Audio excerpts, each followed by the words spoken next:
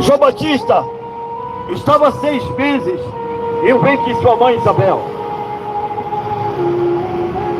A Bíblia diz que a presença daquela crente chamada Maria, chegando à casa de Isabel, o Espírito se moveu no ventre.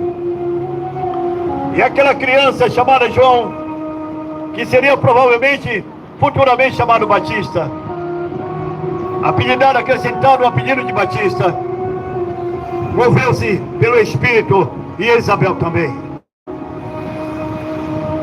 6 meses adiantado de João Batista. Então podemos ver que quando nasce Jesus, que vem como homem sobre a terra, João Batista está no capítulo 1, versículo 29, batizando há muito tempo. Vivia pelo deserto comendo gafanhoto e mel silvestre. As suas roupas não eram de pele de camelo, eram de pelos de camelos. E no capítulo 1 de João, versículo 29, ele diz: eis o Cordeiro de Deus, que tira o pecado do mundo.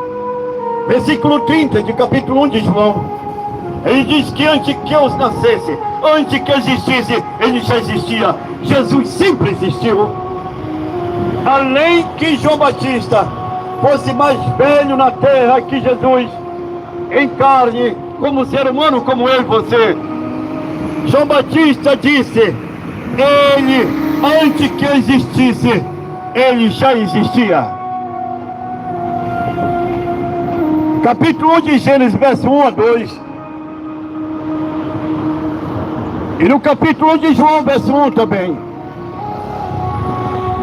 Em João, o apóstolo amado deixou escrito, movido pelo Espírito Santo, dizendo que no princípio era o Verbo, e o Verbo estava com Deus, e o Verbo era Deus. João Batista tinha 6 meses na terra, a mais velho que Jesus. E eu repito para novamente você entender que João Batista dizendo: antes que eu existisse, ele já existia. O Cordeiro que tira o pecado do mundo, chamado Yeshua, Jesus. E se João fala que ele é o princípio, desde o princípio era o Verbo, e o Verbo estava com Deus, e o Verbo era Deus, aonde podemos achar esse Verbo? Em Gênesis, capítulo 1 de João, de Gênesis, para mostrar que o próprio Senhor disse que a terra estava sem forma e vazia. E Deus, o primeiro, Deus, disse: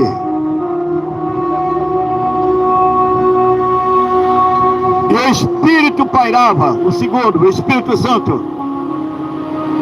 E o próprio Deus disse: haja luz. Capítulo 1 de João diz que no princípio era o Verbo, e o Verbo estava com Deus, e o Verbo era Deus. E quando o Senhor disse haja luz, este haja o Verbo é chamado Jesus de Nazaré.